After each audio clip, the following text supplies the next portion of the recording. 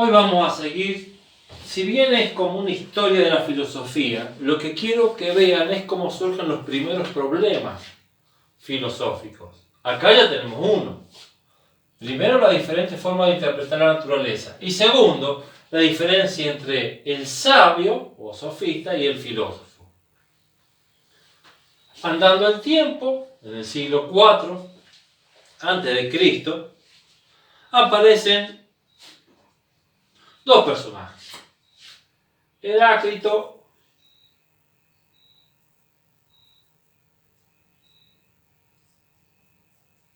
y Parménides.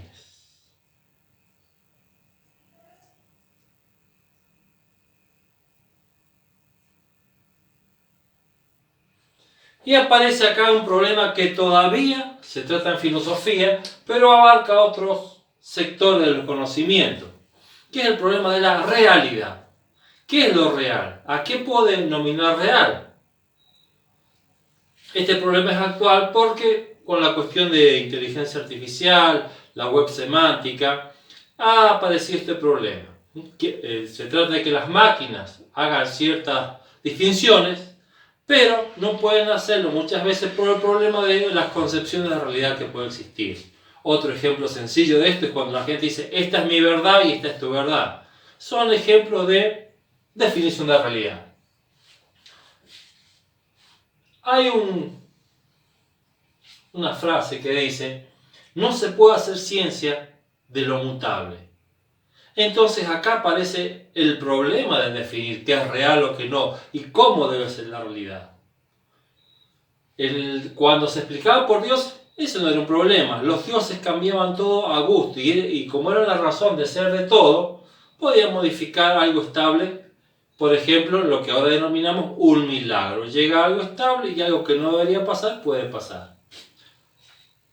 ¿Qué decía Heráclito? Heráclito es el autor de la famosa frase que todo el mundo la repite, que es nadie se baña dos veces en el mismo río, porque todo fluye, todo cambia. Por lo tanto, desde la posición de Heráclito no puede haber una ciencia, ¿sí? Porque uno no puede predecir, que es una de las funciones de la ciencia, no puede saber qué va a pasar, porque lo que pasó ahora no va a pasar mañana.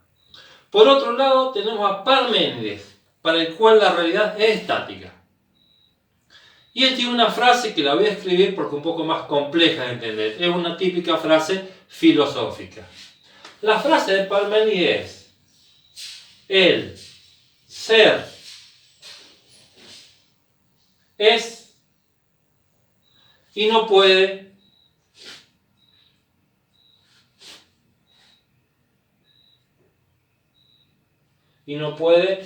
no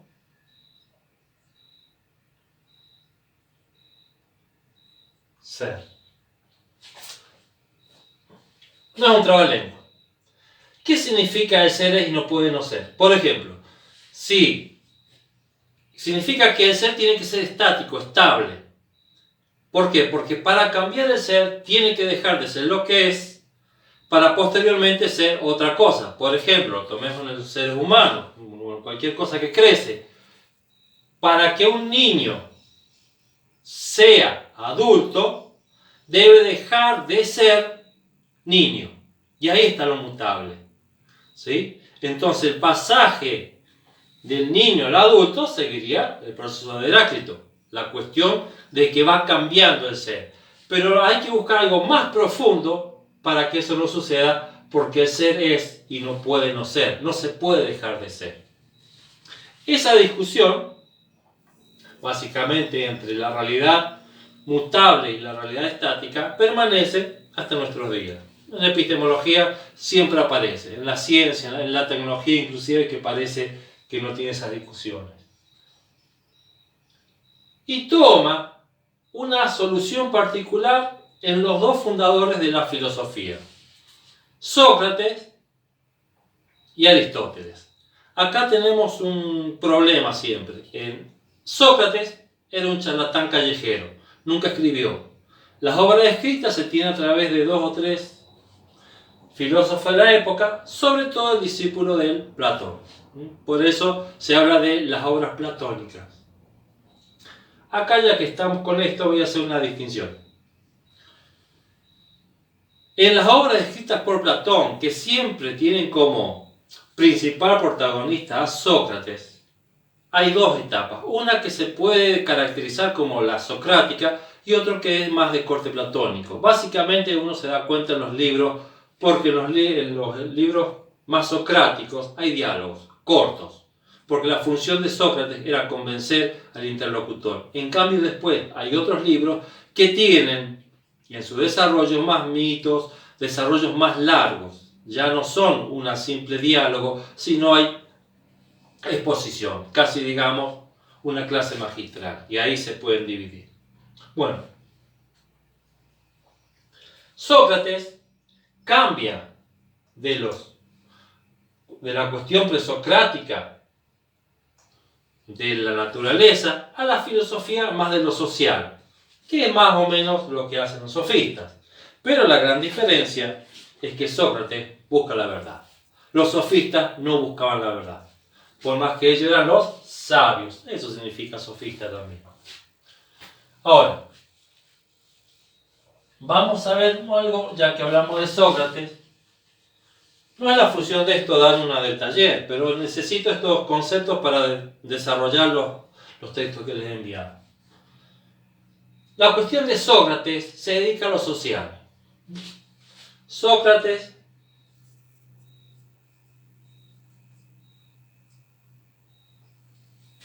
era un charlatán callejero, convencía a las personas, iba a los banquetes y ahí desarrollaba todo su sistema. Para entender qué hacía Sócrates, es bueno saber por qué se lo juzga. Sócrates murió, digamos, ejecutado con cicuta, que era la ejecución de la época. Sócrates se lo acusa de tres cosas. Una, de impío.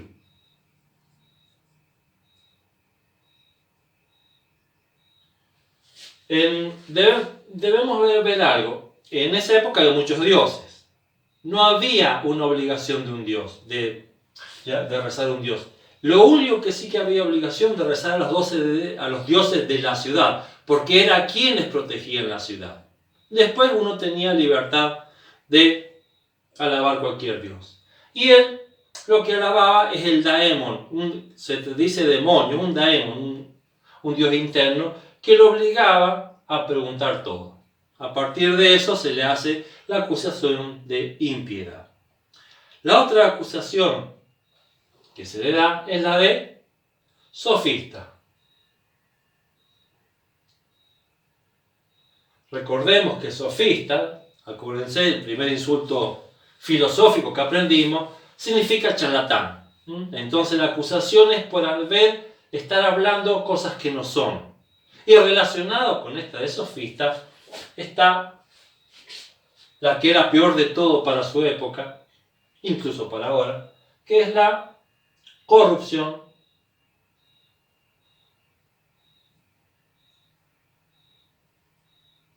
de jóvenes.